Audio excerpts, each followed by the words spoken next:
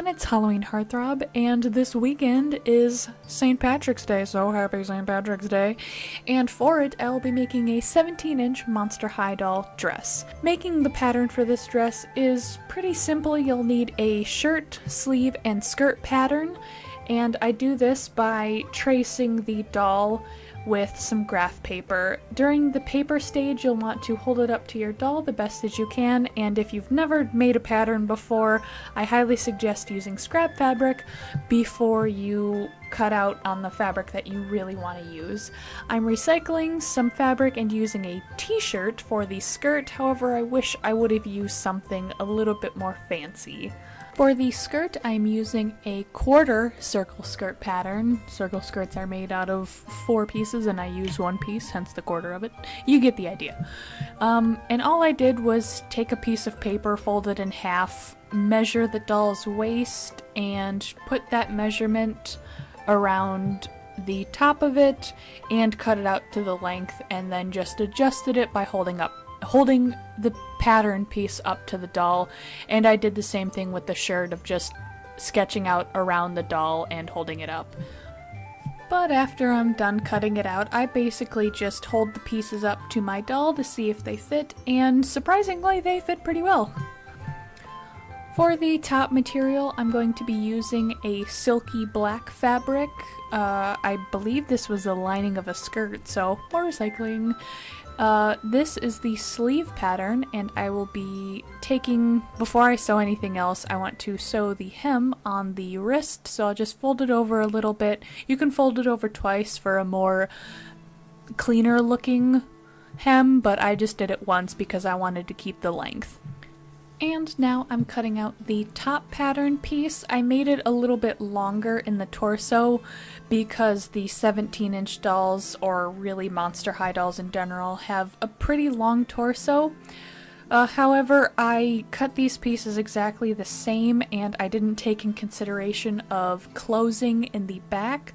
So if you want something that you don't have to sew directly onto the doll, I suggest making the back piece with a few adjustments. So if you make the front piece, make a second front piece pattern, cut it in half, and then add about 1.5 inches so you can fold it over and hem it nicely to add as a back piece so you can close it, like if you wanted to add some buttons or Velcro.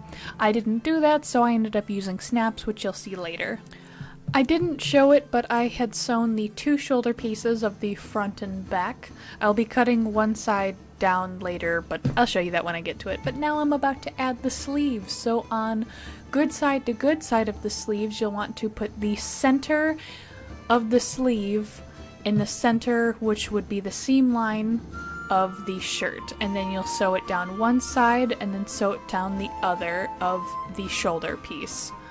Once the sleeves are attached, you'll want to fold it in half, good side to good side again, and you'll want to go from the cuff all the way down to the sleeve and into the bodice to sew it together. Once your shirt is sewn, you'll want to try it on your doll to make sure it fits.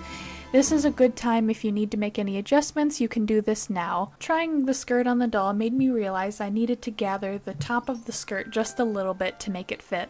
I felt like this would be a good design element to make it look a little less plain. So right now, before I'm doing anything, I'm going to hem the edge of the skirt because I really like the length, so I decide to fold it up once.